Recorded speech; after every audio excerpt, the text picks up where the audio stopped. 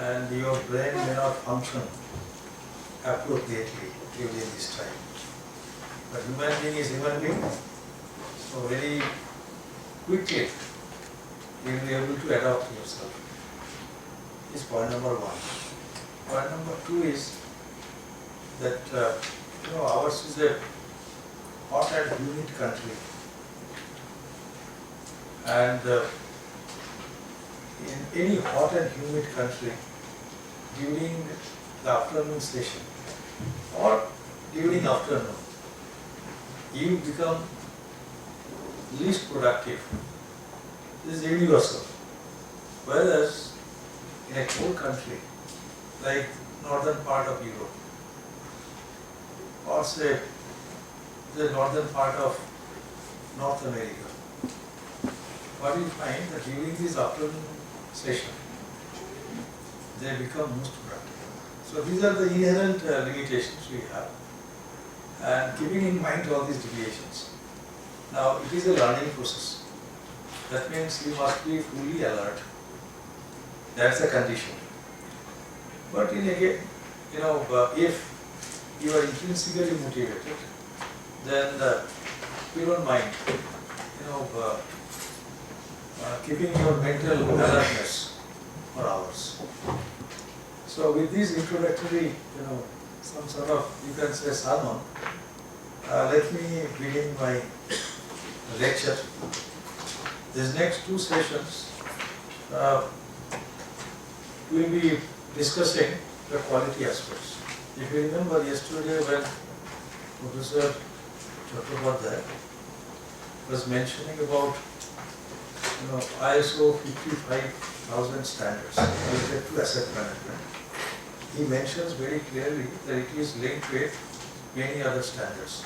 It's not that with respect to just one particular system, you'll be able to, explain all sorts of phenomena or the aspects in a business entity. It's not possible. So, whenever you say it is ISO 55000 standards or say asset management system,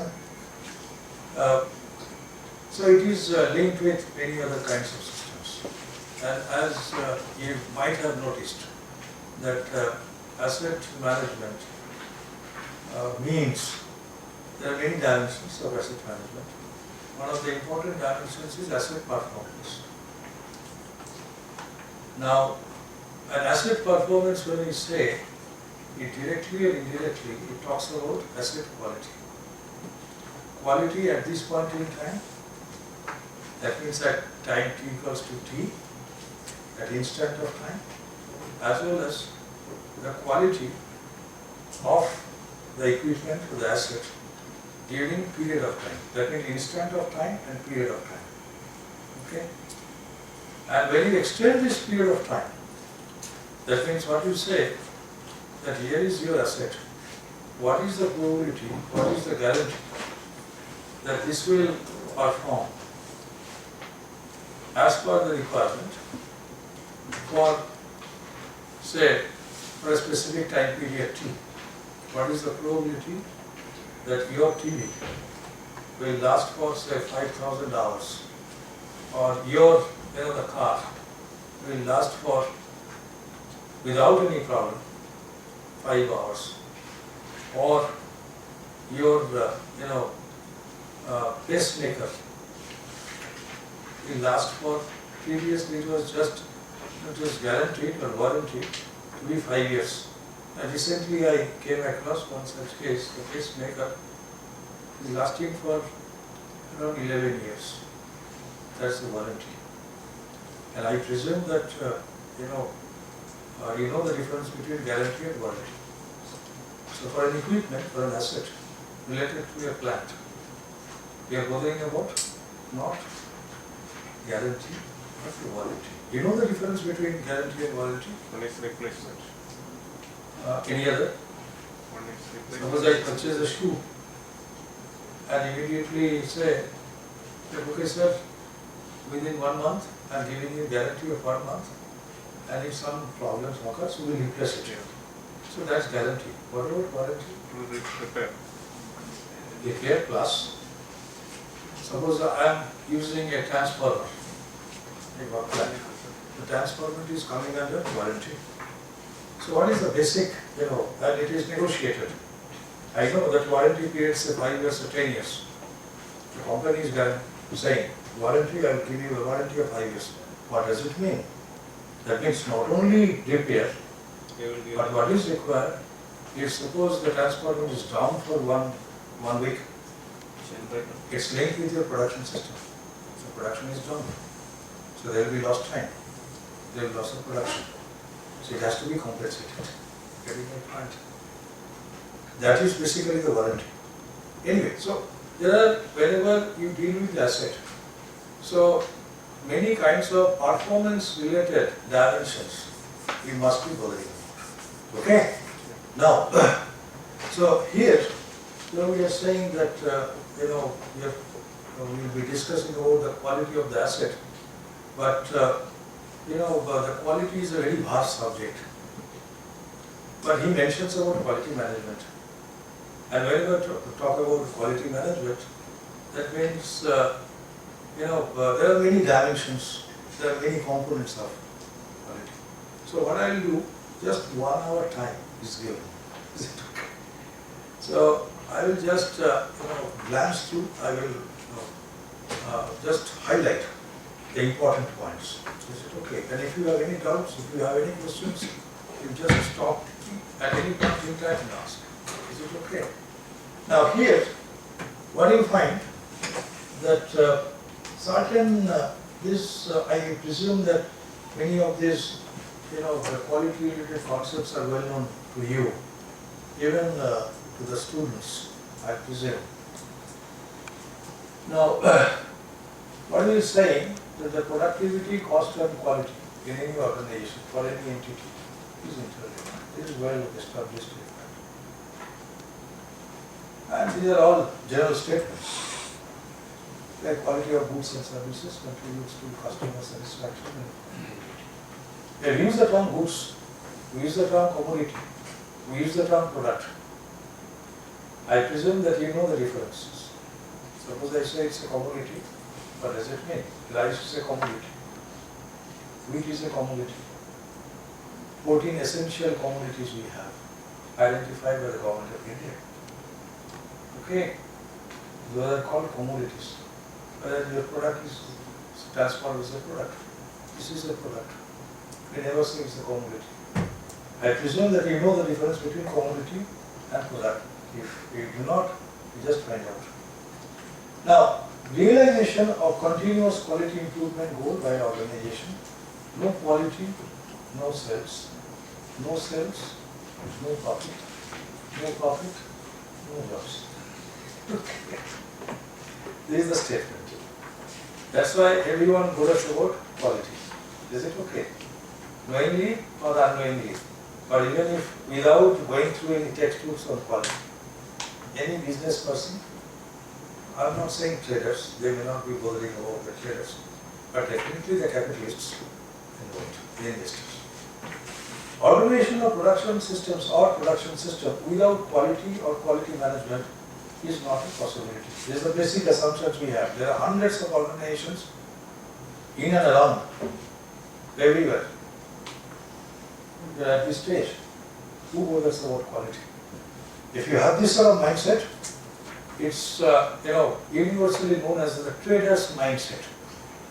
We can't expect quality from them. But here, what we are assuming that the asset management, it's it's a domain. And here, the persons who are in charge of asset management, they are essentially the part of capitalistic system of production. Is it all right? And so, obviously, the quality management is a must. And for sustainability or competitiveness, quality management must be the focus. These are the opinions of many great persons, in fact, right? Okay. Now, so I'll quickly go through. There are 4 definitions of quality. I presume that you all know. The first one is from the engineering perspective, right? So, conformance to acceptable standards or specifications.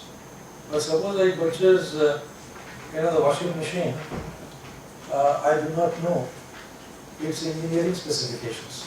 Yes, please, why you are late? The others are older than you, they are on time. You are the students. What happened? You don't have useful standards or specifications. But if I do not bother about, I don't know the specifications of this bottle. But still, I am able to make opinion about its quality. So what is the definition? That means from the customer's point of view, fitness for use. I don't bother about the inside surface, what is the surface finish micron, I don't bother about. But when I hold it, I feel comfortable. I say it's very good. If I look at the Belgian glass, I say it has to be good. That's the implied quality. If it is a Toyota car, it has to be good. Okay, so that's basically called implied quality. What I am mentioning, that is the stated quality. But ultimate, the test for quality is the implied quality. Okay, can you name a single Indian product? You say that if it is Indian basmati, it has to be good. If it is Indian, say Varanasi shari, it has to be good. Is it okay? Can you name a single engineering product? Absolutely Indian. From design to disposal, absolutely Indian. Which is, if you look at, it has to be good. Can you name a single one? You try, find out. Satisfaction of needs and wants. I know, in many cases, you know the difference between needs and wants? I presume you know. If you do not know, you just find out the difference between needs and wants. So like, satisfaction of needs and wants. Like the child in a mother's lap. It's a great scene, in fact. The child in mother's lap. And it sleeps. What a beautiful scene, isn't it? So that's the satisfaction level, ultimate. Can you create an environment like this? That's your target. Getting my point? So that's the satisfaction of needs and wants, like the doctors, the patients. Like in those cases, in the health services, is very, very important. Minimization of loss to the society. Now the systems viewpoint. This is, we'll be discussing, tomorrow, day after tomorrow, I'll be discussing Taguchi method, where the concept of robustness is introduced. And almost all the assets you come across, you start using, right? You make sure that this is designed in such a way, this is performing in such a way that it remains robust. It should be called a robust system. What is the robust system? Like a youth is a robust system. If he takes the assignments, 7 nights without sleep, completes the work. Just 2 hours is the rest. Again he gets back to the original state of health. That's youth. Okay, between 18 years to 25 years. Right youth. So what do you do? He jumps on the running train. The train goes from the Howrah station to Victoria Terminus, Bombay. 36 hours journey. It doesn't bother whether he will get the reservations or not. Right? He goes there, he does his job, takes just a few hours of sleep, comes back. Right? What do you call it? It's absolutely 100% robust. Whereas if I take that sort of venture of exercise, when I reach Victoria Terminus, I become half dead. So I'm not at all robust. You're getting my point. So can you create an asset which is robust? Okay. So we'll discuss these aspects. So these 4 definitions of quality. Now in one, what you try to do, that means given a product, suppose this is a product. Now which definition actually perfectly defines the quality? Is it okay? Suppose for the patient getting the service from the hospital, what definition you believe in? right? So these are, so depending on the situation. Now, history and we also must be aware of. Quality in ancient times. Can you cite, few examples of quality in ancient times? In India, there are so many. Atma. Uh, Atma. it's not ancient times. Taj Mahal is in medieval age. Ancient times. Egyptian pyramid. Pyramid of Giza. There are 3 pyramids. Then there are the structures of the roadways during the Roman Empire. These are there, in fact. Like in India, we have the Ajanta, okay, or the Ellora cave, the finest examples of the quality everywhere.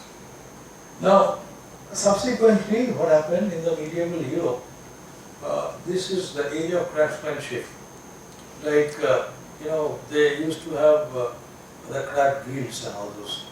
So, under the one person, several apprentices, they used to work. But initially, it is just all in one. There's the person who designs the job. He is making the job. He is selling it. So, the total ownership from, say, birth to death is one person. So, obviously, mass production was not there. And obviously, they used to be, in a monarchy, in a totalitarian regime. So, I identified a person, a genius. I am the monarch. And he is really a genius, and society is basically dependent on him. Is it okay? So that was the state, the quality. Modern quality, early 20th century to present era. There are 3 phases over here. First one was inspection. During, say, early 20th century, 1910, 1920, the era. Inspection-based quality control. I will just give you one diagram, schematic diagram, where, your concept regarding inspection and quality, or quality control, you made absolutely clear. There is no confusion at all. So, inspection-based quality. So, the idea has been that you are producing a product, not only one unit, several thousand units. And it is most unlikely that there are many, uncertainties, many kinds of uncertainties, and those factors definitely affecting. That means the consistency is affected.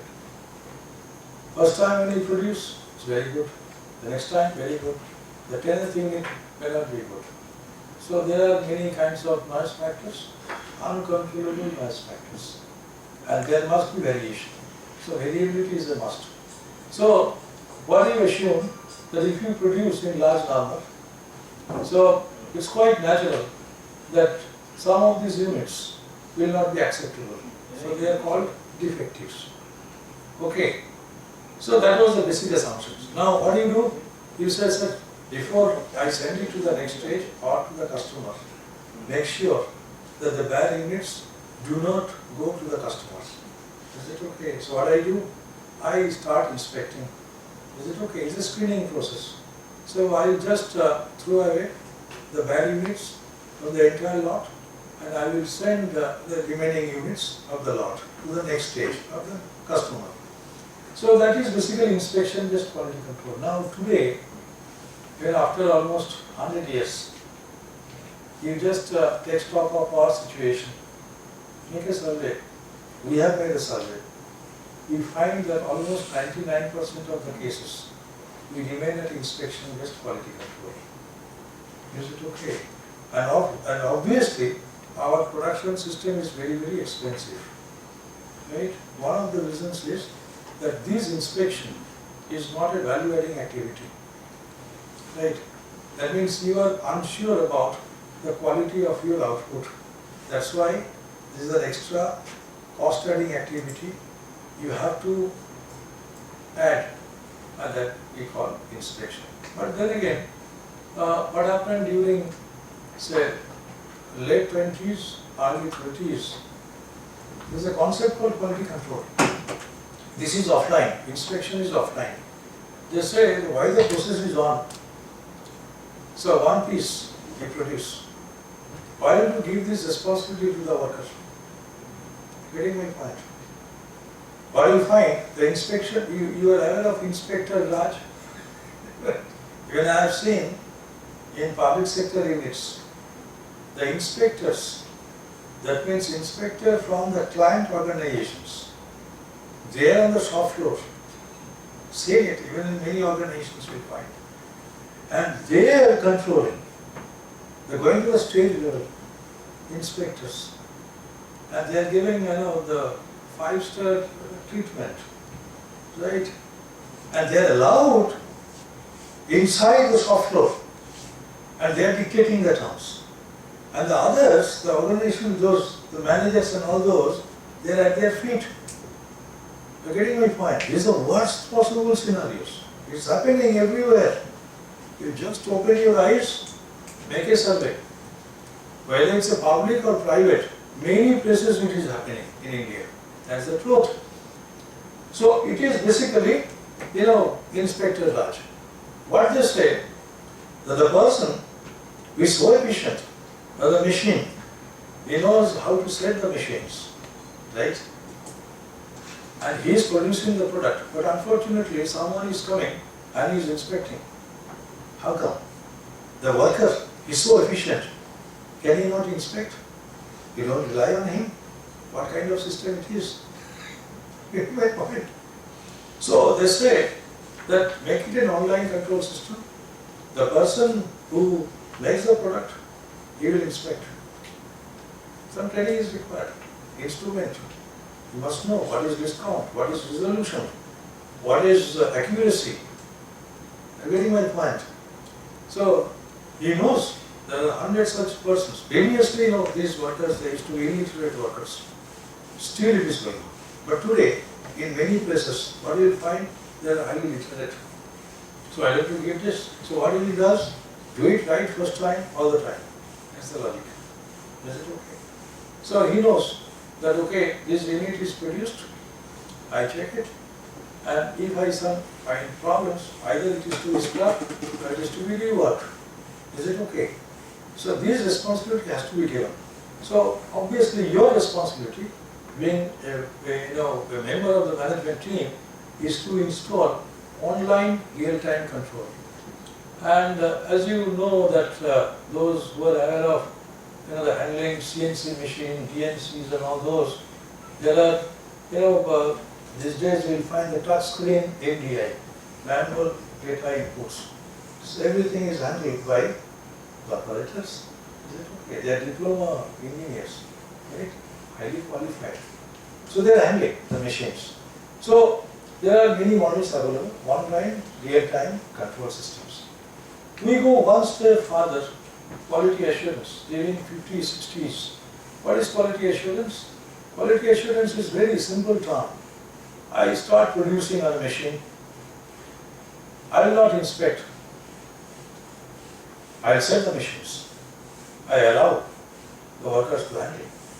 Okay, sir, are certified? Normally the maintenance engineer is certified. This is that, okay, I will go for commercial production.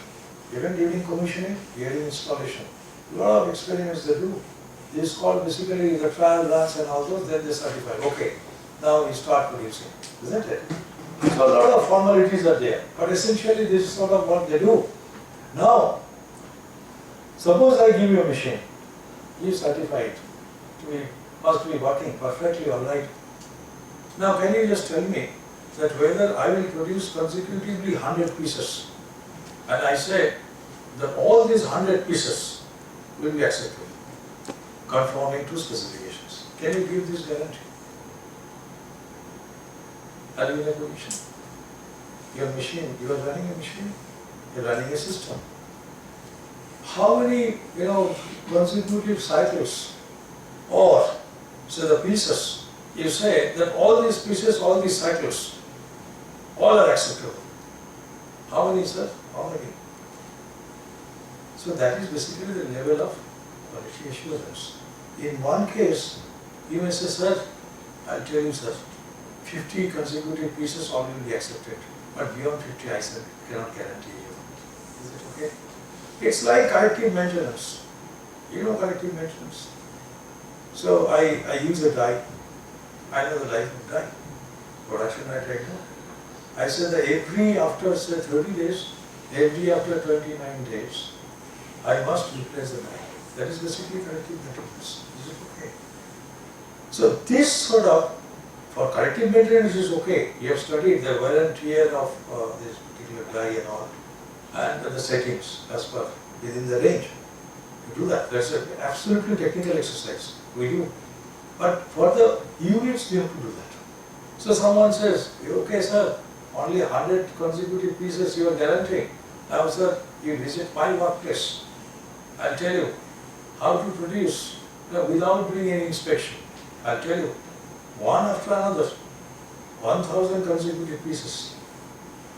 I'm assuring you to be within the conformance limit.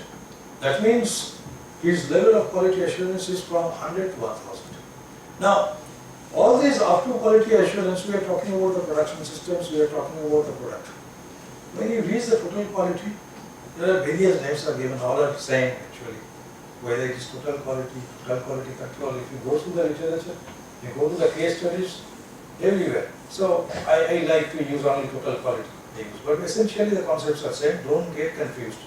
Total quality control, total quality management, company-wide quality management, all are same. Is it okay?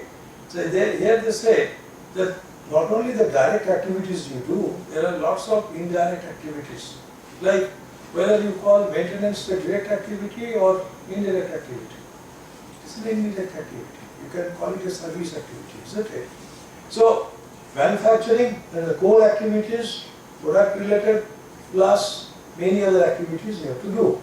So ultimately, the final product quality or the component quality or the part quality is very much dependent on the quality of activities you carry out. Is it okay? So when you just put all these activities in a format, that format is called total quality management. There are many, the format available. One particular format I like it. And whenever we offer courses on total quality management, so we offer this particular, the format. The first format is for TQM, you have to create the environment. There are many elements. Once you create the environment, then you have to use several tools and techniques. And once you start using tools and the ultimate objective is employee empowerment. What does it mean? And that's the finest example of quality. What does it mean, employee empowerment? That means I work over there is no control, there is no supervision. Like in your house, okay? Your work is under control, isn't it? Someone is supervising you. Parental supervision is different. But there is no control. It is absolutely you're living free. You're born free, you're living free, you're forever free. Is it okay? So now, in an environment, though you are born free, this has been pointed out. But when the persons start working, whether it's the manager, managing director, or the workers, or anyone with any designations, they are not living free. Okay, in true sense of the term. Right? So, what is this one? So now, many persons, they are saying that you create an environment in such a way that ultimately he or she feels empowered, there is no control, intrinsic motivation, best kind of output, best kind of quality systems. So ultimate test is empowerment or quality empowerment. Now the concept of little q and big Q is also very, very important. Little q means basically the micro level and the machine level. Whereas the systems level, when we talk about the quality, it's called BQ. Is it okay? No. So these are the concepts. So we can skip this part. Only the definition. Quality is a dynamic state associated with products, services, people, processes, and environments, right? That meets or exceeds expectations. So who are there? Products are there, services are there, people, processes, and environments, right?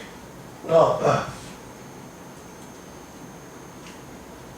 so 100 years ago, even some 40 years ago, if you are asked a question, suppose you are the meat owner or the plant owner, you are asked this question, sir, what do you produce? What do you bring your answer? Sir, I produce a product. Today you ask the same question to a managing director of a company. Ask this question, sir, what do you produce? What will be his answer?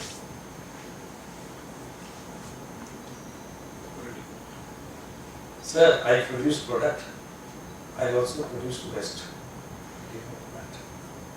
You cannot cite a single example where the product is produced without producing waste. Is it okay? So he accepts. Is it all right?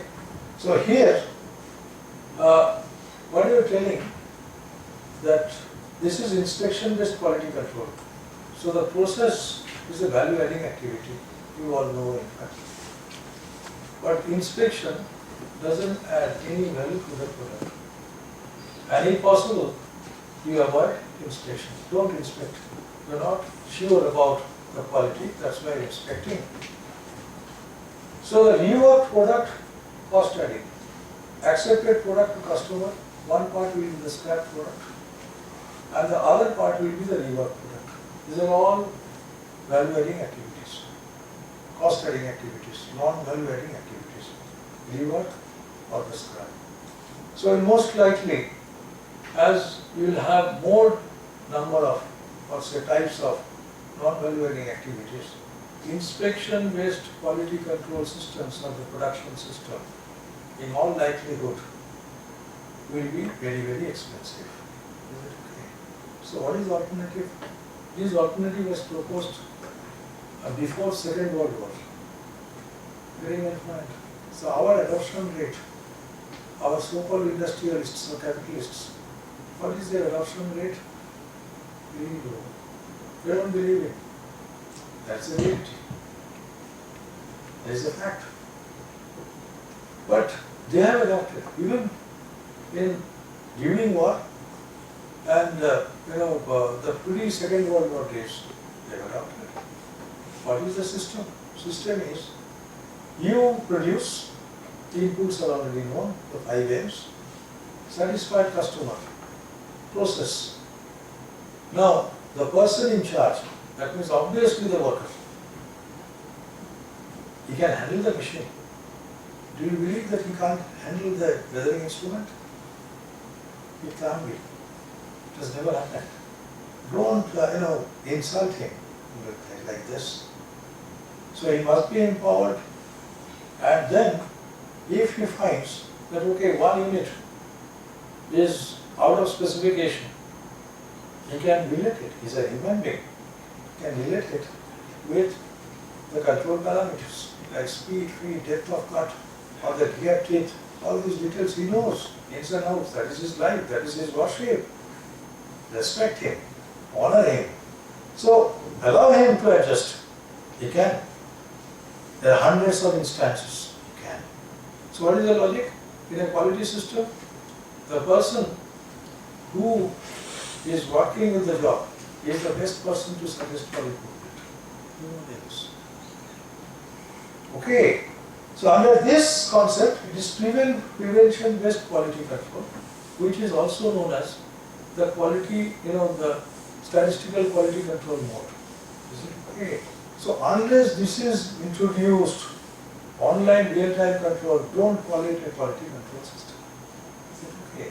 If you find that you visit a plant, you find it's absolutely offline, the inspector that, and you ask them, Sir, we have quality control system.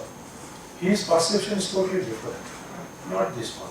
Is it okay? But we will be bothering about this perception, not the someone else's perception. Okay, so what you need to do for and what I am telling you, that we are talking about the process.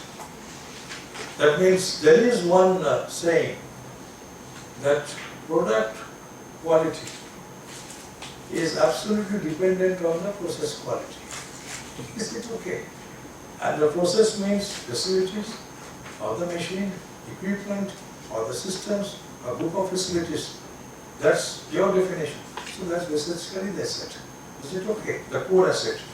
Now these are the contributors. You all know, in fact, they are well-known names. Henry Ford, the 4T model, mass production. Walter Stewart, statistical quality control. I'm talking about the quality control mode. He introduced when he was working with the Bell telephone laboratories back in 1923-24, almost 100 years ago. The Dodge table, probably sampling plan. Okay, great name, in fact. Dodge Romic. Deming, everyone knows. He is no more in this world. Julan also. He has written a very beautiful textbook citing all sorts of practical examples. Okay, Joseph Julan. The Crosby, the 4 absolutes of quality proposed by Crosby. Then Feigenbaum, in the early 80s, he wrote a very good textbook, and he calls it total quality control. Okay, but the problem with this textbook is that the language is not that good. Is it okay? Possibly his mother tongue is not English. Possibly, maybe there is. Ishikawa was an effect diagram. Kaido Ishikawa, he is also no more in this world. Great Japanese, quality guru. Taguchi is still there. His son is also very well known. And Genichi Taguchi, he proposed the concept of, the robustness. And he has, he is like Abraham Lincoln. No formal education. Like Abraham Lincoln, goes to the school at the age of 17. Great person, in fact. Self-made person. There are hundreds of instances. The Taguchi is one such person, self-made, no university degree. And whatever, the proposals he initiated, absolutely those proposals were made standing or sitting on the shop floor, surrounded by the people from the industries. And he has shown, how his concepts can be applied. Is it clear? So, in the next lecture, I will try to focus on this, and we will find that to what extent his concept is applicable for asset management. We may find the robustness. And of course, our system is robust. The hundreds we have visited, carrying out a project on small and medium enterprises. There are hundreds such. So we are carrying out a project, and maybe I have some data. I have come to know that how robust this system is.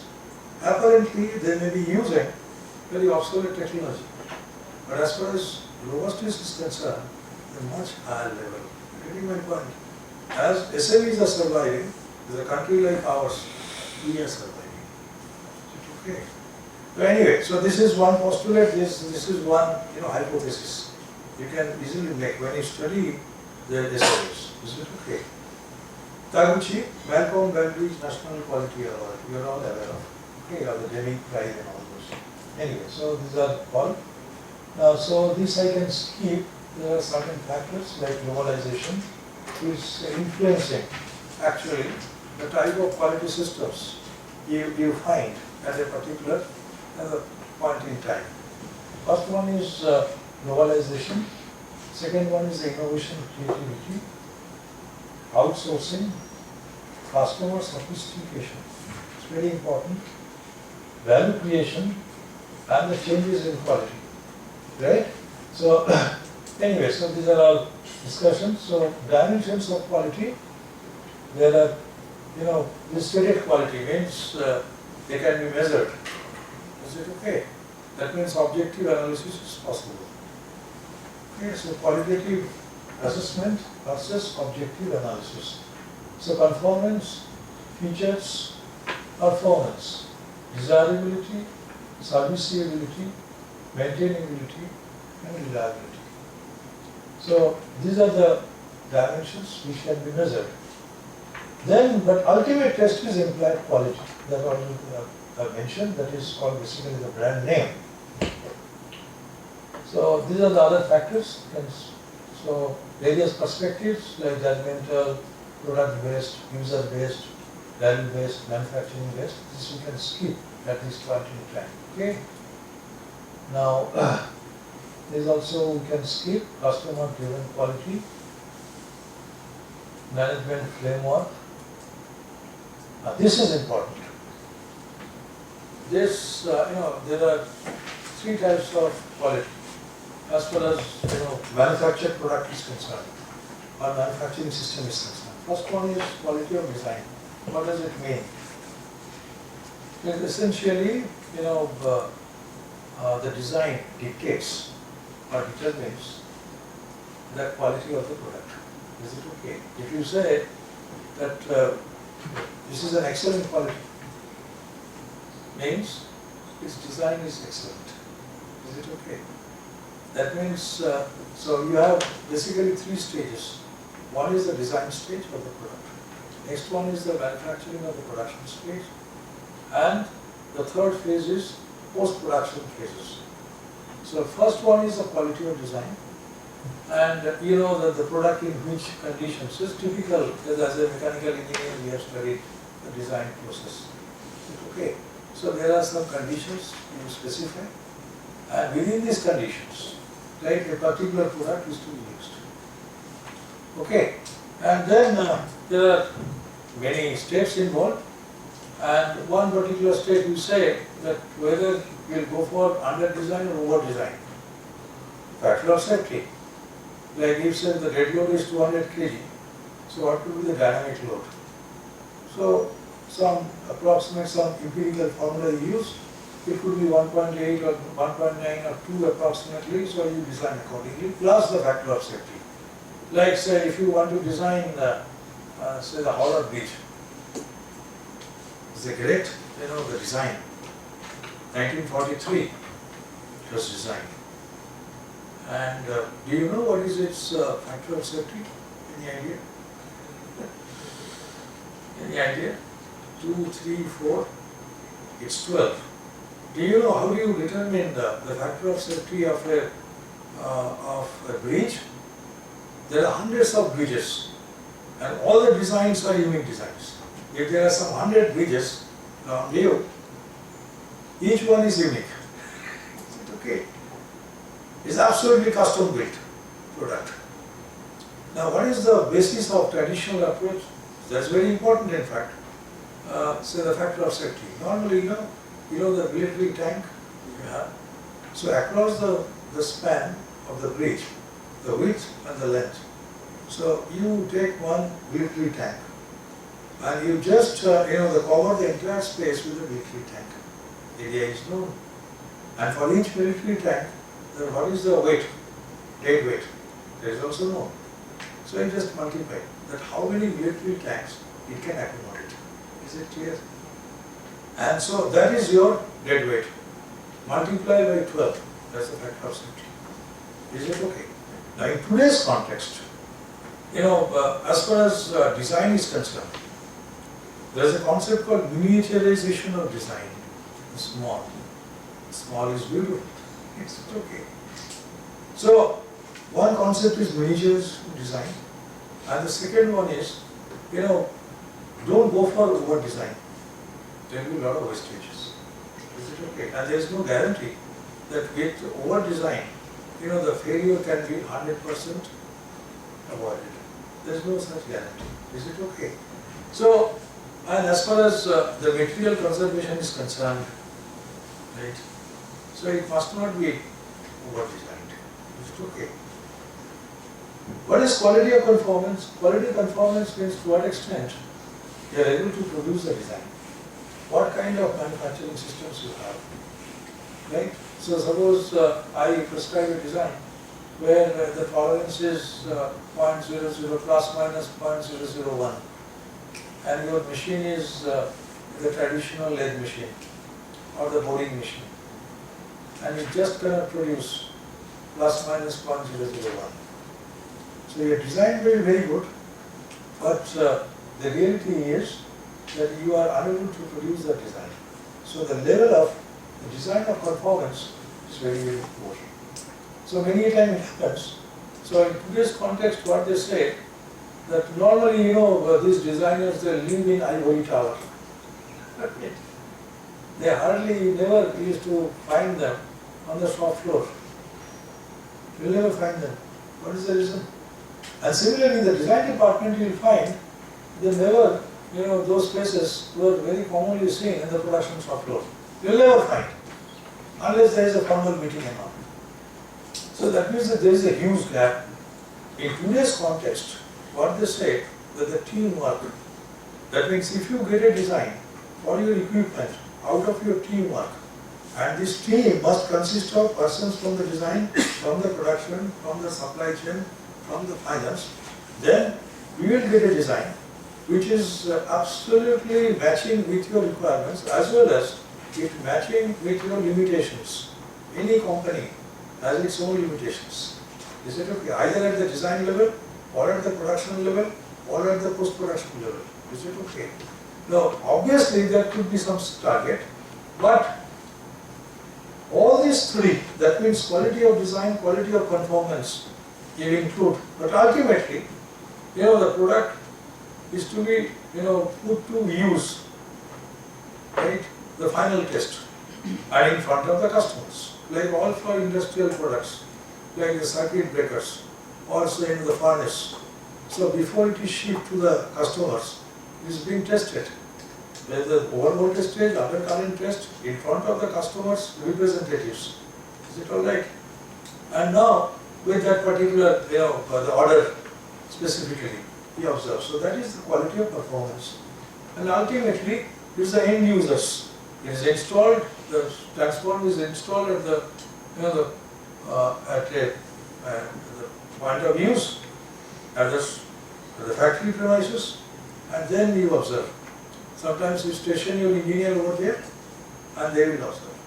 And you are within warranty. So the technical services, all services will be free during the entire period. Okay? Okay. So this is ultimate test of quality is the quality of performance. Okay? So these are all interlinked. Now, those who are working in the industries, honestly, you assess yourself. Do you have any idea about the quality of design? Who prescribes the design? Do you have any idea about quality of performance? You all know, in fact. And quality of performance. Where do you stand? Do you have any control? I know it very well that this particular equipment is not performing well. And then what happens? This is a real problem these days, that suppose the original equipment manufacturer is Siemens. Now, by the time you start facing problem with the equipment, the Siemens is, in their product range, this machine or this product is just not there. Okay, there's some other agencies you dealing with, and then really you are unsure that whether, but the annual maintenance contract can be renewed or not. Who are the competent persons? We are facing these problems, in fact. Right? This is a serious problem. What is the main reason? Are the same kinds of problems the European organizations are facing? Definitely not. You know why? What is the root cause? Root cause is, unless and until you have total control on the design. Design of the equipment I am talking about, not the product. In fact, what you will find, this is coming under the concept of product development. What is product development? It's not only the product design. Product design, process design, and manufacturing. All are interlinked. Closed loop, not open loop. What is happening in India, in our country, is becoming open loop. You're getting my point. It's just one way.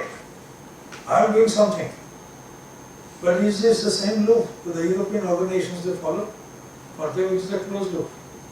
Getting my point? So we are, what you say, that the process, the inputs we are getting from the design, no control. And then when you send it, no control, somewhere here. We don't know, we don't own the entire process. This is the basic reason. So you don't have any control. Try to, but it is also true that for anything and everything, any product you do, you can't have all these three controls. You must be very real, isn't it? They are also living in the real world. But what do you find in a new project, any new project, whether it's a new, the mine project or say your expansion project in the factory, suppose it's 100 crore, so the budget, installation, asset, absolute. What do you find that on the process design, you are spending almost 90%. I have the data with me, in fact. But still, we have the notion that we have total control of the product development. Only 10%. Some, the blueprints, okay, maybe the old versions, we know about the product. But to get that blueprint, is it okay, produced or manufactured? What sort of processes we have? Do you have this data? This lathe machine, the mother machine. Why it is called a mother machine? You name any operation. You can have these operations, okay, with the lathe machine, the central lathe, mother machine. It's 200 years old, more than 200 years old. Can you design a lathe machine? Can you design a gear? Gear is a very vital component. So, what do you find? Product design, this is there. But as soon as to produce this, what are the processes, the machines? You line up everything we purchase from outside. Not a single machine. So this is what we must, but this is never taught, I'm telling you. But the Europeans, they learn all this. We never learn. So this is an important aspect, and this I can skip quality loop part. There are 11 elements we have. When in the very first lecture, I mentioned about that framework, 3x3 matrix. And this 3x3 matrix are to be placed on each of the 11 elements. How do you represent your system? There must be some common terminology. So as per Q 1994, that means there is the American equivalence of ISO 9000. 9001 we say. Q 94 is the concept of quality loop. Are you aware of this quality loop? Means whenever you say that, sir, I need to represent my company with respect to its functions. So you have to use certain terms and terminologies. And definitely you will be using those terms and terminologies which are universally accepted. You don't need to coin your own word. There will be every chance that there could be vagueness. So what do you follow? You follow a particular standard. What you say in any company, we have these functions. So what are those? Marketing and market research. You know the difference between marketing and market research? And it starts, the problems with the assets, when it starts either the marketing, market research, or the third stage is the procurement, which is commonly known as the purchasing. Design specifications, engineering and product design. This is the next, product development. Procurement, process planning and development. Essentially here, we have here process planning and development. That means how many machines, how many assets, okay, keeping in mind your requirements for the next 10, 15 years we are going to install. And which kind of machine? Is it okay? And what are the specifications? So this is the most important step. And then comes production. Is it okay? How do you define production? As an engineer, I've been telling you that you must have the knowledge, which can be explained in concrete terms. So suppose I ask you, what do you mean by production? It's a very, very commonly, what you can say, used term, but you ask them point blank, sir, what do you mean by production? What do you mean by production in manufacturing setup? But what is about manufacturing setup only at this point in time? Production within quote, what does it mean?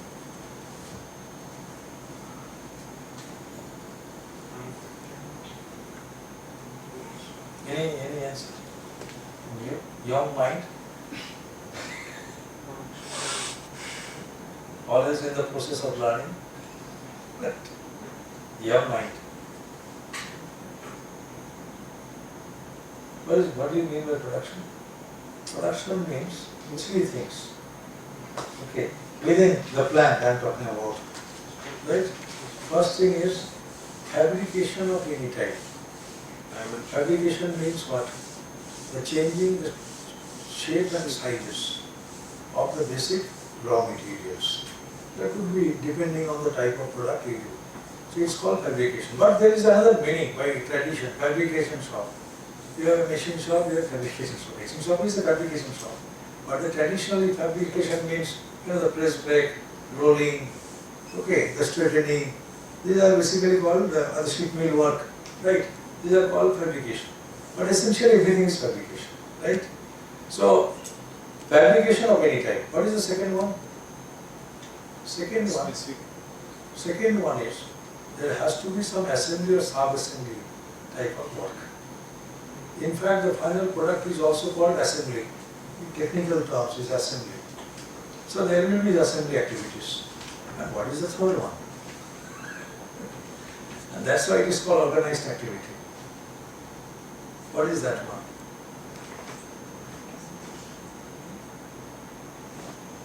The third one is, in any production system, you will find that the stage-wise quality control, which is popularly known as the stage-wise inspection. You are getting my point. So, three activities. Can you think of any production systems where there is no quality control? No such systems. Even in my mother's kitchen, right, there will be some amount of quality control. Is it okay? So, production, then inspection, testing and examination, the final test. If it is an industrial product, in front of the customers representatives or customer companies.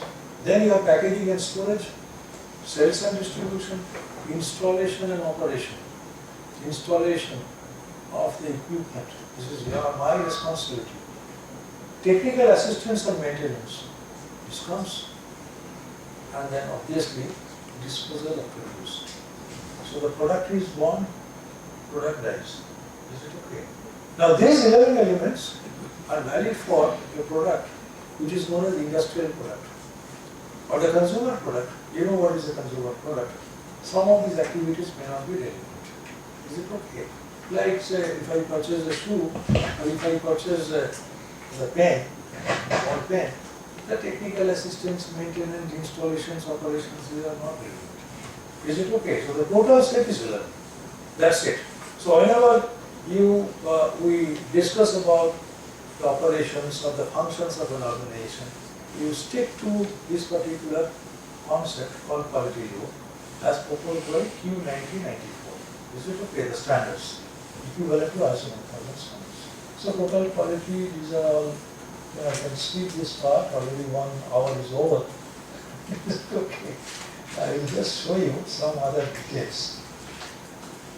Okay, so this is in the context of total quality management at this point in time may not be that relevant. So what is important is, as I told you, the quality, productivity and profitability, these are interlinked. Now what I am asking you to do, like here, let me talk about this one. Just I will take 10 10 minutes of this tea break, no? Like now Yes. tea break. So let there be a tea break. And just after 15 minutes, again we will start. And towards the end, for about half an hour, I'll give you one assignment. Is it okay? Individually. Right? On 2 pieces of paper, you'll be writing it. With respect to the asset, with respect to the equipment. Right? And that is basically the initiation. Because we will be developing the systems, asset management system. But at the micro level, related to the asset, what are the dimensions? What are the factors? Okay, on which you must have control, that also you must know. Suppose simple example, you have installed a machine, the machine is being run. I ask you, do you know what is its parameters? Process parameters. All the workers they know, all the supervisors they know, all the line managers they know, line engineers they know. Is it okay? But many a time, we start acting like an advisor. We become all the stock managers. You know the difference between line and stock. It's there. So many a time we have some advisory role. If the stock, you're having an advisory role, the negative point is that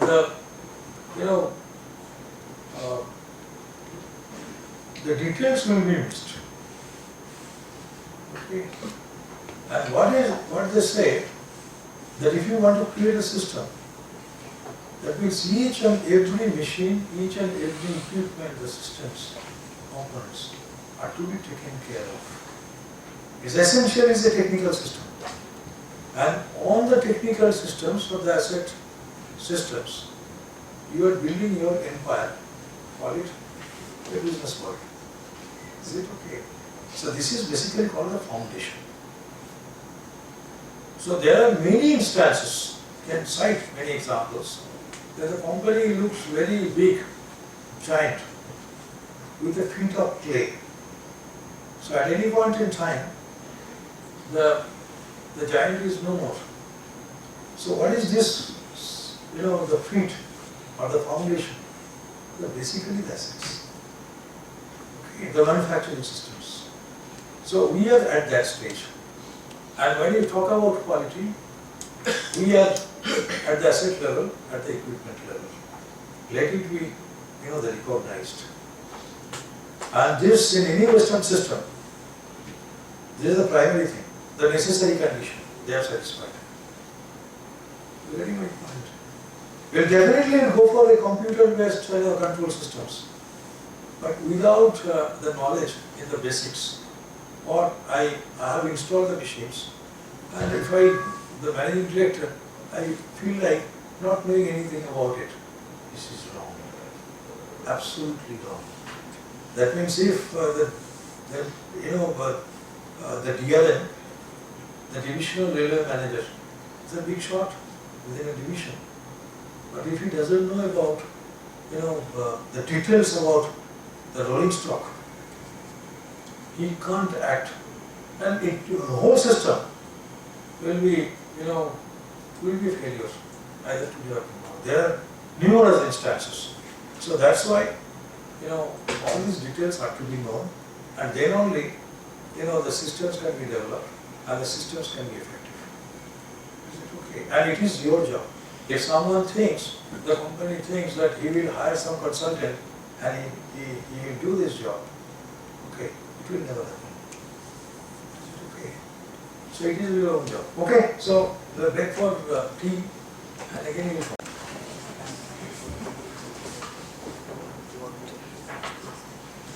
Okay, so we can start. So this will be your last session today, and I'll be doing two things. First one is, as I told you, that related to the process, related to an asset, related to an equipment. Now, any time or at any point in time, you need to measure its capability. Have you ever heard the term called capability? How many of you have heard the term capability? Everyone? Okay. What is the meaning of capability? It's like if I say machine capability, what does it mean? Machine can? I can't hear it. Standard hours the machine can work. Standard hours. That's the working hours of the machine. Standard hours. A definition which can be easily understood by anyone, even a layman. Number of operational hours the machine works. Number of hours the machine works. Any other answers? I want to define machine capability or the process capability. Production volume. Anyone? The ability. Anyone? Please. What do you mean by process capability? Do you know what do you mean by human capability? Human potential? We are all humans. Same. Human is also a process. So human potential, that means I must have adequate intelligence to become capable, necessary condition. Right? That means approximately it is related to Stanford Binet scale IQ. Okay. So I must have that IQ. That is my potential. But the potential is a necessary condition, not sufficient. There are hundreds of persons who are having adequate the potential, but they are a failure. That means there are many other factors. They are playing a role. Okay, while someone becomes capable. Is it okay? What are the factors with respect to the human being? First factor is intelligence or competency. The second factor is the consistency. The third factor is what? Yeah? Aptitude and interest. There is the third factor. I am talking about the person. And the fourth factor is temperament and character. So if the character is gone, everything is gone. There are hundreds of such cases in the history of mankind. So there are four factors. So out of these four factors, intelligence, as well as to some extent the aptitude and the interest, these are basically determined by your genetic code. Is it okay? So these are potentials. So with respect to the machine, suppose I want to know its potential, what are the factors? Essentially, it is the design of the machine. Design related parameters and their values already defined. Is it okay? That means, suppose you are given a lathe machine, central lathe. I want that its performance should be at par with CNC machine. It will never happen. That is my point. There are many such cases in Indian scenario. Is it okay? The machine is absolutely become obsolete. It has outlined. But still management expects that somehow it is to be in working mode. And that's why the pressure is given to you. Is it okay? So first thing we must know that related to a particular machine, what are the potential related factors? Okay? Now the next, obviously, for a human being becoming capable, two things are very important. First factor is the consistency, regularity. Is it okay? And the second one is the temperament and character. This is very, very important. So similarly, when you try to define the capability of a machine, so I must bring in some of the factors. Is it okay? So these exercises I do. So this is basically the domain, right? So process capability analysis is very, very important. And the company which designs the machine or the instrument at their lab, R&D lab, most of the cases we can't see them because they are all located in European countries, right? So at that level, they carry out all these exercises. Obviously, we will find, sir, we do not do all this. Obviously, we can't do. We don't feel like doing it. Because already it is being done. Getting my point? So at the design level, it's being done. And so related to process capability analysis, there are certain terms and terminology you must be aware of. Okay, as an engineer. The first one is the specification limits and control limits. Okay. So the specification limits and the tolerance limits, all same terms, but are the same. Tolerance and the specifications are the same. Which one is a set, which one is a subset? Tolerance limits are basically for the physical dimensions, whereas the specifications includes everything, including the material. So when you talk about quality, or so when you talk about quality of design, and you want to assess the design of the machine, definitely the main component is the material. The material specifications, whether it is EN20 grade or EN30 grade, that you must be able to specify. Otherwise, it's not a design at all. So it is coming under specifications. And tolerance is the physical dimensions, right? But in many a time, we use these two terms interchangeably. Okay. Control limits is basically related to a particular process, and it reflects the process behavior with respect to a particular component or say the product. So I start producing component, a specific component. Suppose the process operation is turn to dia. Their specifications are there. Length is specified. And then you start producing it. Okay. Consecutively, thousands of pieces. Right? And then you take the data, individual data. And if the process is under normal conditions, that means only influenced by the noise factors, then in that case, you may assume all this data follow a particular distribution called normal distribution. That means the data which you get, they are influenced by a number of factors. Is it okay? So under those conditions, that is the physical basis of a normal distribution. So under those cases, the control limits you can specify. Is it okay? This is well known in fact in statistical quality control. And everywhere at the production level, these are being followed. Then you define process capability. Then related to process capability, natural tolerance limits, statistical tolerance limits. They are all well understood in any R&D lab related to a product development. These are all done. Is it okay? There are scientists, there are engineers, there are system analysts, they do this. Is it okay?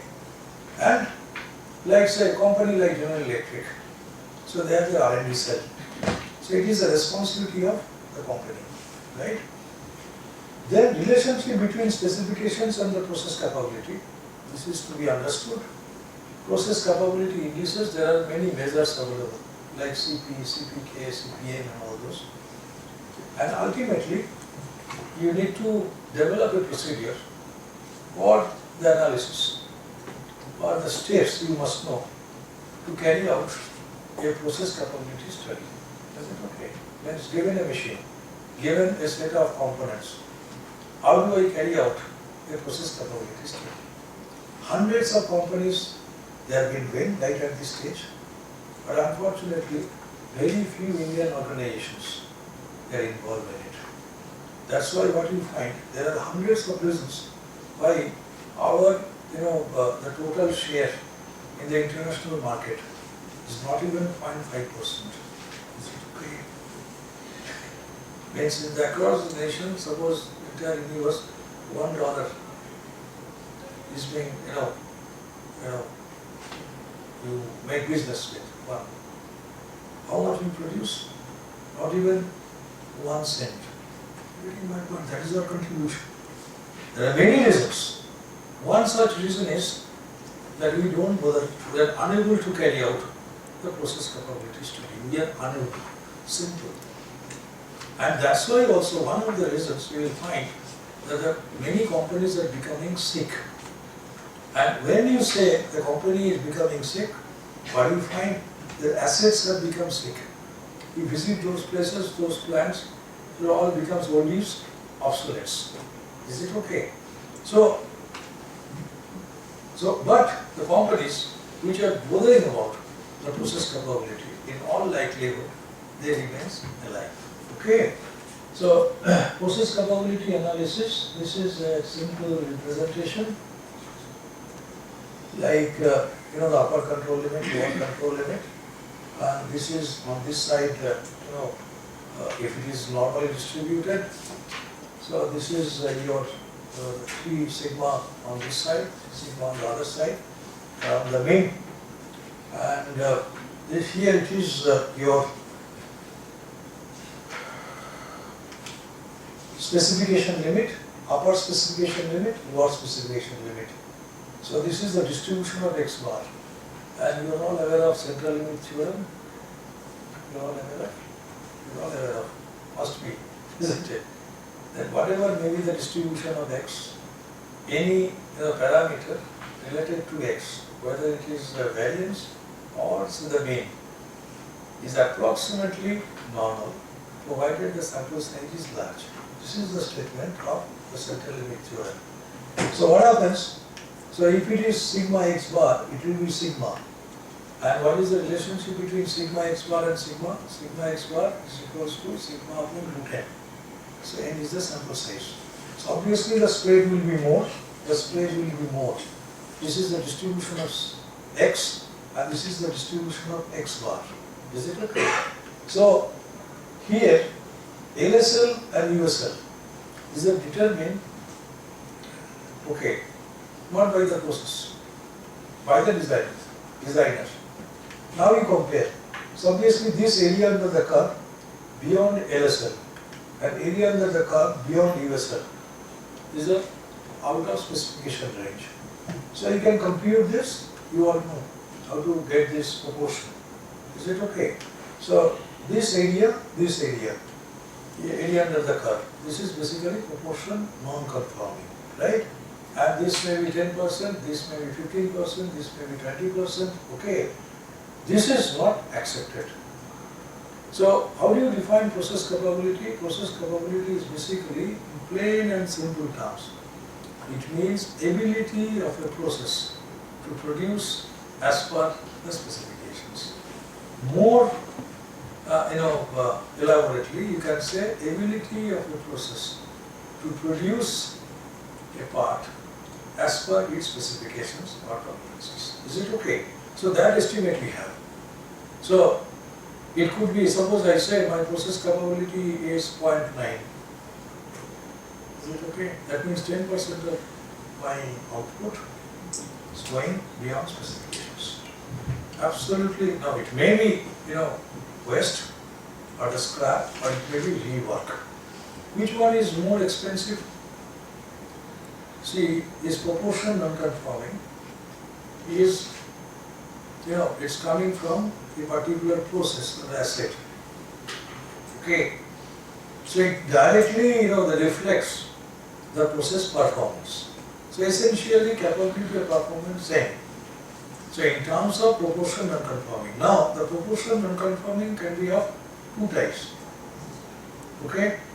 Some of these proportions can be reworked and some of the proportions have to scrap. Throw away. Which one is more expensive? Scrap or rework? Scrap or rework? Rework? What is the reason? What is the scientific reason? Why did you say scrap? Why did you say rework? Scrap means the scrapping the entire component, means the entire material. Out of all these cost elements, which one is, the proportion is very high, material cost. Is it okay? So you throw away the material. Is it okay? It becomes scrap. So obviously, the cost of scrap is significantly greater than the cost of new work. Is it okay? So if you cannot avoid proportion non-conform, there are many cases. At least what you try to do. That means the proportion of rework should be more.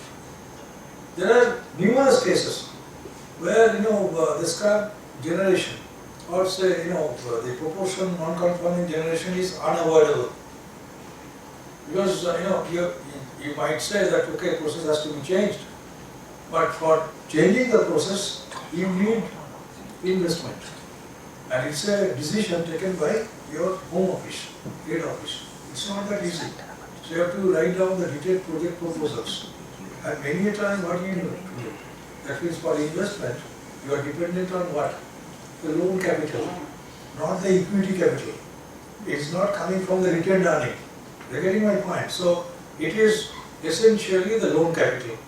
That means you have to bear, the load or the pressure on you because of the interests you have to pay to your financial institutions or the bankers. Okay. So obviously it is not feasible many a time. So what do you need to do? Even if it's 10%, at least for process improvement or continuous improvement, don't say that okay, you change the process. Why don't you bring any kind of asset which is state of the art, which is not possible. Which is not possible in India, which is not possible in Japan. So what they say, I am given an asset. Am I in a position to use it, fully? Okay. Don't listen to the advices of those UPs who regularly visit the companies, and they have seen something and they say, hey, why do you use this machine? I have seen some machine which is state of the art, and these are all become scrap. Don't allow them to make the such comments in front of you. It's a direct insult to you. So it is happening. What they say, the Japanese, they are the pathfinder. What they say, I am given a machine. Before I change over to a new machine or the new version of the same machine, am I using it fully? If you certify fully, that means the proportion non-conforming should come down, the quality of performance. And then I use it fully. I cannot, my country is a poor country, resource-wise, economically poor, scientifically you can prove. I cannot afford this luxury, right? I need to use this. I use this bottle. Okay, if the American says that okay, just you take the whole piece and then throw away, is it feasible in Indian condition? No. No. So, I must use it fully. It remains hidden, okay? And then I will throw away. That's called adoption. Is it okay? So, same thing we'll do on my machine. Is it okay? This is basically called continuous improvement, not R&D. So, this is specifications. The proportion non-conforming is the basis with which you measure the performance of your process. So, there are many ways you can improve the process capability. And if you have control on the process capability, these are the advantages. The first thing is it creates uniformity of output, what I sometimes refer to as the consistency. Today you are right. What is the guarantee that tomorrow also you will be right? That is essentially uniformity or conformity. The level of quality is maintained, improved. Is a quality improvement tool. It facilitates product and process design. What is the process design? That means the design of the equipment, as simple as that, right? And it assists in vendor selection and control. Because ultimately what happens, that when you look into the causes of this deviation, many times, the quality of material is most important. If the quality of raw material is bad, it directly affects the performance of the machine. Is it okay? So you are in a vicious cycle. You're trapped. Okay. So suppose I use a cell supplied sheet, say 14 SWG. Okay. MS sheet, and you'll find that the next lot has come from the line in front of the other worker, and I find that it has come from Wipro iron and steel. Same specifications. Specification-wise they are same, but the quality-wise, manufacturability-wise, producibility-wise, they are different. So invariably, I will prefer the Japanese sheet steel. Why? Because it will be a smooth flow when the metal cutting takes place. But you will find that the minimum pressure, okay, on the cutting tool, and you feel for it. You're getting my point. There will be vibration. You will feel like it's so smooth and all, right? So minimum pressure on all the internal components, okay, or say what you can say internal components of the machine. There are different kinds of feeds we have, right? So this is the internal design. So what is important is that if you use right kind of raw material, the pressure on the machine will be very, very less. It will be a consistent, performance. The smooth flow, turn the use that is smooth within quote, and you feel for it. So you will prefer, sir, I will not be using this sheet steel. So why don't you give the Japanese sheet? This is acceptance. So ultimately what happens, that if you use best quality raw material, the longevity or the durability of the asset will go up. You might have heard this term called first cost of purchase versus total cost of purchase, right? So in the last session, Professor Chattopadhyay was talking about the life cycle costing. You have heard this term, first cost of purchase? Suppose the machine you select, there are many quotations, one you have to select. And one you select the L1 quotations, the lowest one, lowest price wise. The delivery wise, all other factors, suppose it's all the same. Now you go by the first cost of purchase. You don't bother about the total cost of purchase. So what might happen? That means this could be a situation of penny wise, pound foolish. Okay, or a piecemeal approach, right? So it has been found that if you go by the first cost of purchase, is it okay? Many a time you will be a loser. You win the company. Whereas if you go by the total cost of purchase, almost all the time, is it okay? 99% of the cases will be the winner. Is it okay? Now, it's easier said than done, right? So this is for the system. There must be a system with which you can compare between the first cost of purchase, the implication of first cost of purchase versus, the implication of the total cost of purchase. There must be a system. And there are many organizations where this has been documented. This has become a system. You're getting my point? So that sort of analysis you must bring in from your ERP or whatever you call it. Is it okay? Unfortunately, in many a time what we have seen, if you really study the ERP system, I'm not bothering about the company's name, don't call it SAP. It's essentially enterprise resource planning. It's marketed by the SAP or BAN or whatever, okay. But I must understand that what are the modules. And this module must have. And one advantage of using ERP is any actions you take, what is this, cost implications? It has to be made. Like say 90% say I produce as per the specification, 10% reject. What is this cost implications? Cost implication today at this point in time, cost implications tomorrow or after a time period of T. Suppose someone asks you, and these are the questions our young generation, they are asking you. They are all aware of. So do you have this answer? The managing director doesn't get the answer. Do you have any team? So these are very, very important. Are you getting my point? So these are the advantages. So that's why I mentioned that it reduces the total cost by lowering the internal and external failure costs. This is another domain. Okay, the time is very short. Like, what are the internal failure costs? What are the external failure costs? The failure of your system, that means failure of your asset, that we are bothering about. Is it okay? It's not the human error and all those. Those factors in a different domain. Right at this stage, we are basically bothering about the physical assets. Okay? So, process capability, these are the other details. Time is very short. Statistical tolerance limit, this is not relevant. Like, we make a statement, we all understand.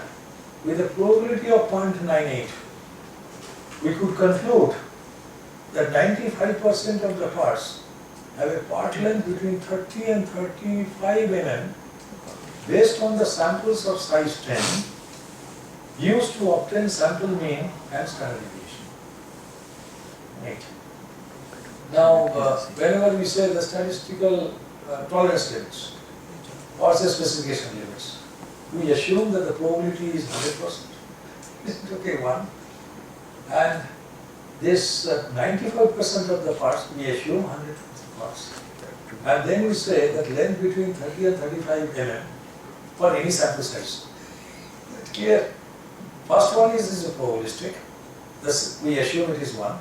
In specification limit, in statistical tolerance limits, we say what is the probability. Then next we say that what is the proportion.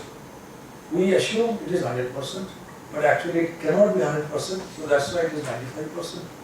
Then the value you get, the lower limit, upper limit, it depends on the sample size. What we say, it is irrespective of the sample size, the value is between 30 and 35, upper specification limit, lower specification limit. Is it okay? So essentially, when you talk about specification limit, it is the ideal condition. That's why you will find that when you discuss specification limits on the shop floor, there could be many queries. You can't satisfy everyone. Are you getting my point? There's the person whom you are talking about, he is getting all this data, the workers or the supervisor. They will say, sir, 30, 35, actually it never happens. That means he talks about some observations out of his sample size. Are you getting my point? At least you must have, don't try to enforce.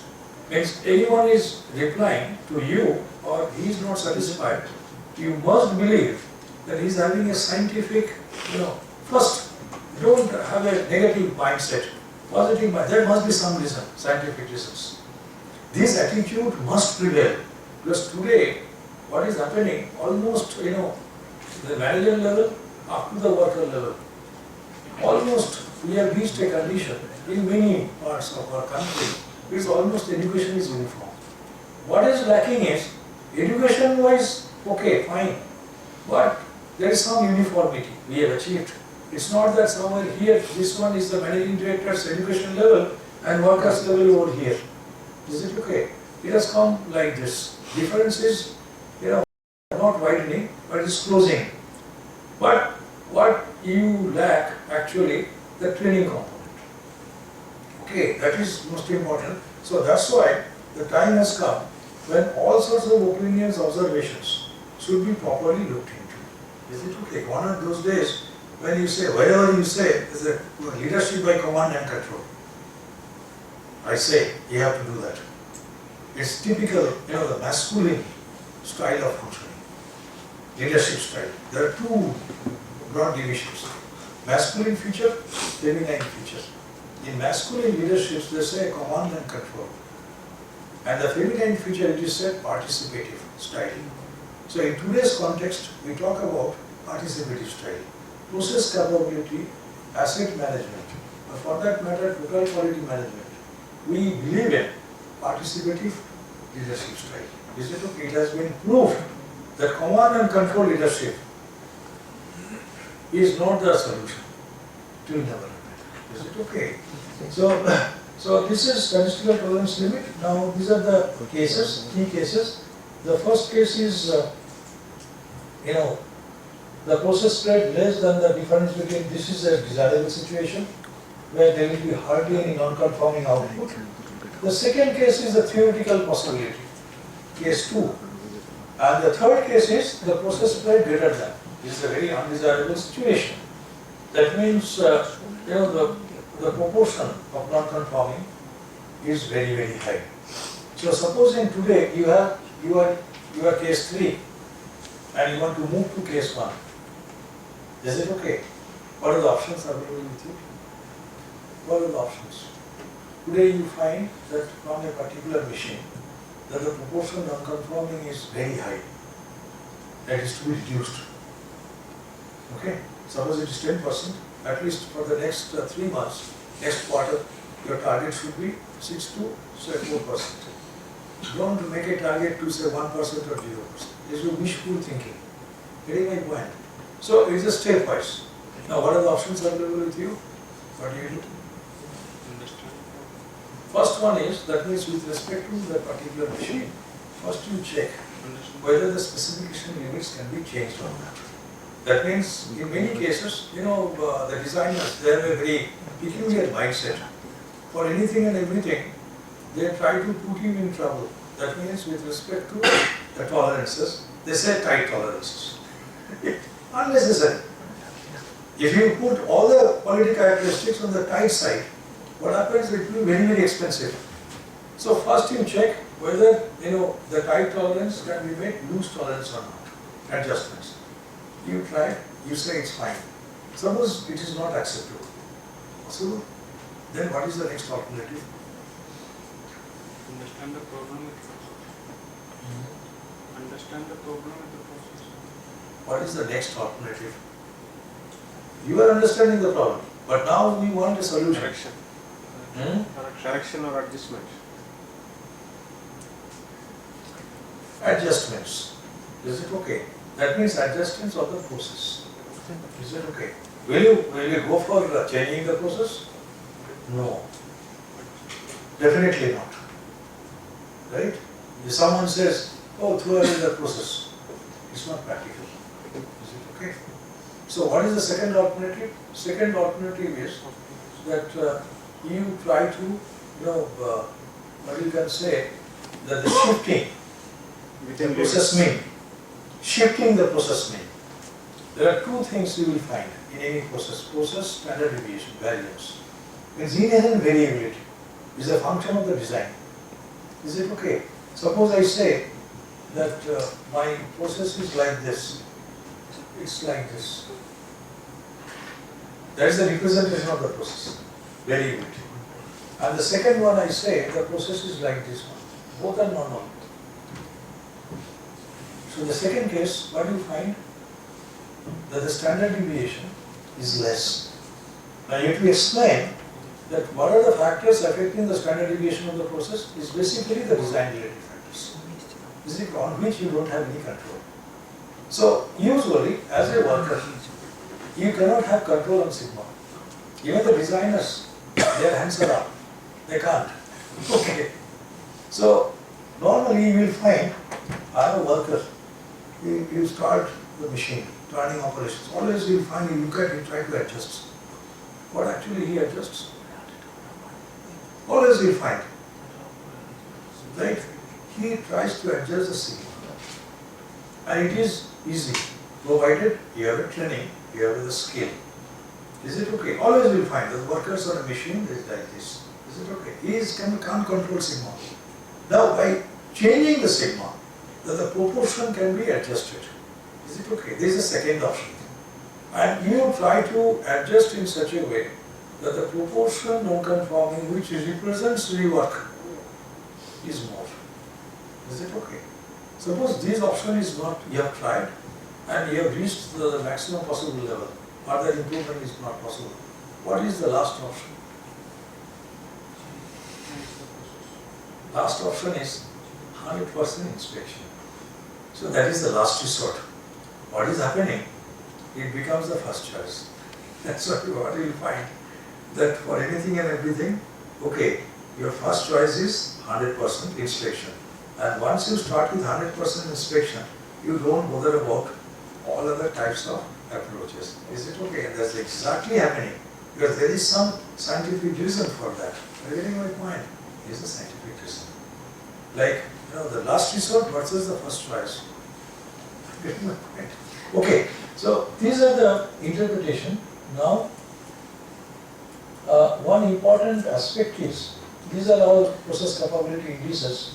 Time is very short, like the first ratio, it indicates the process potential. That is a necessary condition. Before you ask for, from a process that its capability, you check whether it has got the potential to be capable or not. Before you ask the student to perform very good in an exam, make sure that he or she is having the right kind of amount of potential. Is it okay? Suppose when IQ is very, very less, and you want that person must have a very good exam result, it will never happen. Is it okay? So first ratio represents the process potential. This is a necessary condition. Then once you cross this limit, that means this value should be greater than or equals to 1, the minimum value is 1. Then upper capability index, lower capability index, these are the other. And this is actually this in process. Like the existing process, if the quality character is two-sided specifications, you know what is two-sided specifications? Like diameter of a shaft. These are two-sided specifications. Like suppose this is 20 plus minus 0.03. That means 19.97 to 20.03. That's the thing. They're two-sided specifications. But suppose you say that the temperature of the furnace must not cross 800 degrees Celsius. So the upper limit, the one-sided specifications. Is it okay? Right? Or say, the waiting time or the impedance proportion. Okay, must be this. Or the tensile strength of a particular, component, the tensile strength must be at least 3000 kg. Getting my point? So the lower limit, upper limit could be anything. And the temperatures like the waiting time must not cross 5 minutes. So the lower limit would be 0. Isn't it? So theoretically speaking. So two-sided specifications, one-sided specifications. These are two types of quality characteristics you have. The existing process, it should be 1.33, it is 1.25. New process, what do you expect? If it is newly installed, just 1 year old, versus the process which is 10 year old or 15 year old. So new process, what do you expect? That the process capability is very high. So it's set the target at 1.5, and if it is one-sided, 1.45. Is it okay? Similarly, with respect to a particular characteristic, like say safety, strength, or critical parameter, it could be 1.5, 1.45, and if it is a new process with respect to the same quality, so the parameter 1.67, 1.68. Okay? So now, with respect to a particular process or machine, the first thing you must know, what are the process parameters? Can you cite an example of a process parameter? Like say, a turning machine, the drilling machine, vertical drill or horizontal drill, whatever. What are the process parameters? The typical machining operations. Whether the turning or the milling or the drilling or say grinding, whatever. Or say suppose it's a welding operation. What are the parameters you have? Like sometimes you say the parameters could be the speed, feed, depth of cut, quality of material, then the type of coolant you use, etc. etc. So normally what you find, that there is no uniformity in opinion regarding the process parameter, the set of process parameters. So what do? If you can carry out a brainstorming exercise and you just 5 fellows, you start working on identification of the process parameters. In all likelihood, it will be a very large set. But then if you start with say 10, 15 such process parameters, there's hardly any use. So out of all these process parameters, you also must know which one is the most critical. Like speed, feed and depth of cut. So process, parameter optimization. What are the specific values? Whether the RPM is between 500 to 700, say 500 to 700, the speed, or say, the depth of cut could be, say 2 mm, 4 mm, 1 mm, 0.1 mm, that is to be decided.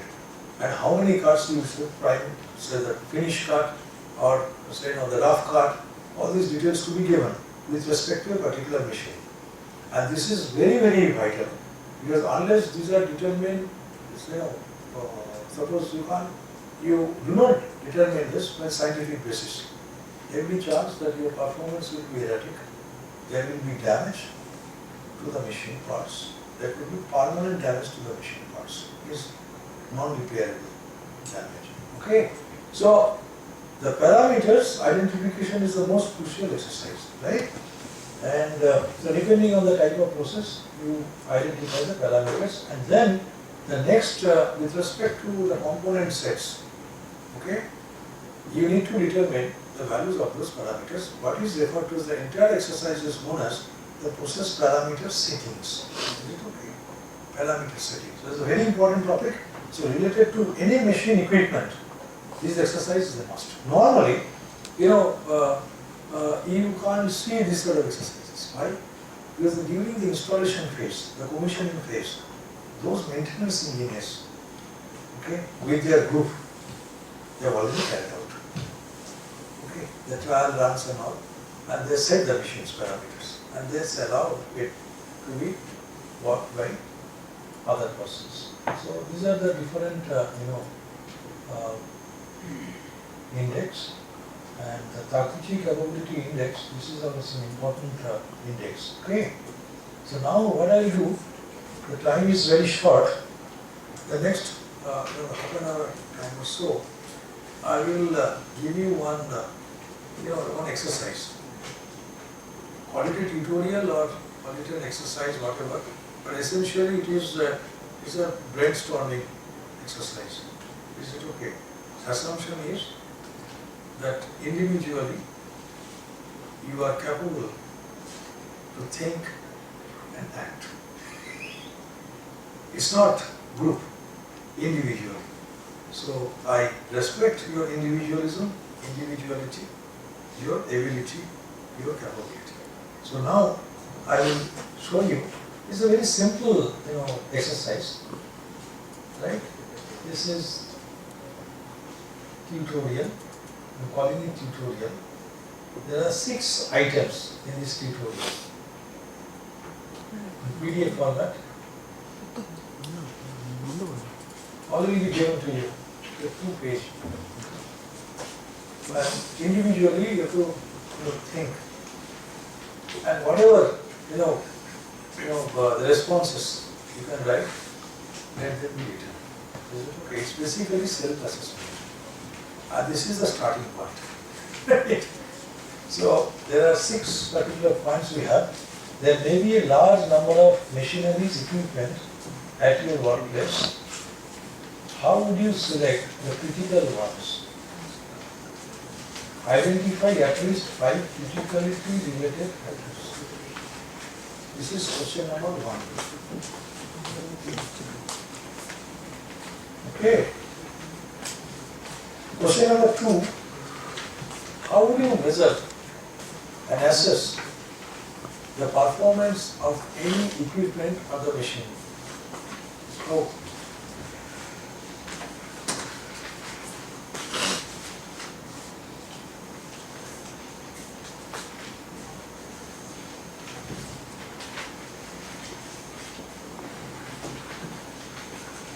How will you ensure acceptable output on a machine? Okay, acceptable. There is a quality output conforming to specifications. Not fitness for use. Okay. When you deal with the machine, then the quality definition which is delivered, That is the first one. Is it okay? It's an engineering system. So there are specifications, there are tolerances. So fitness for use is not the definition. Conforming to specifications of the standards. How will you ensure control of failures of a machine?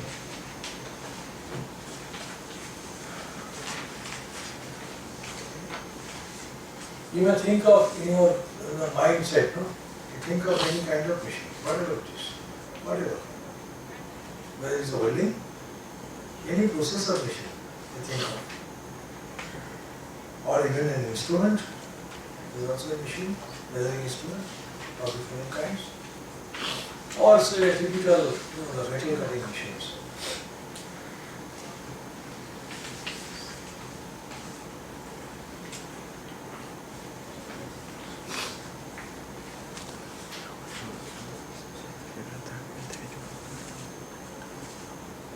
Why does the machine fail?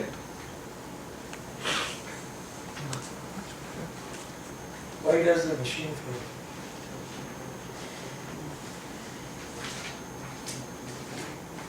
What's the reason?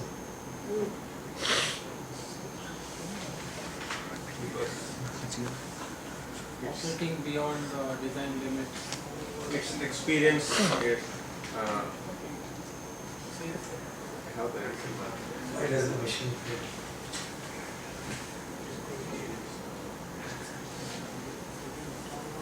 These are very critical questions, I tell you. So there will be Huh? a technical default, So how do you define failure? or when if it's so when you're not getting the proper product. It's an internal failure of the machine. Yeah, internal or external. So what are the external factors? External factors. May lead to machine failure, definitely. But I must know that what are the factors, and I must have a classification scheme. What are the factors affecting the performance of the machine? Is it okay? And this will guide you to understand that what are the factors, is it okay? You are contributing to the failure of the machine. It's a background. So this is question number 5. There may be a number of process parameters in any machine. Select a machine or process of your choice. List at least 5 such parameters. How do you measure quality assurance level of your machine? These are the 6 questions we have.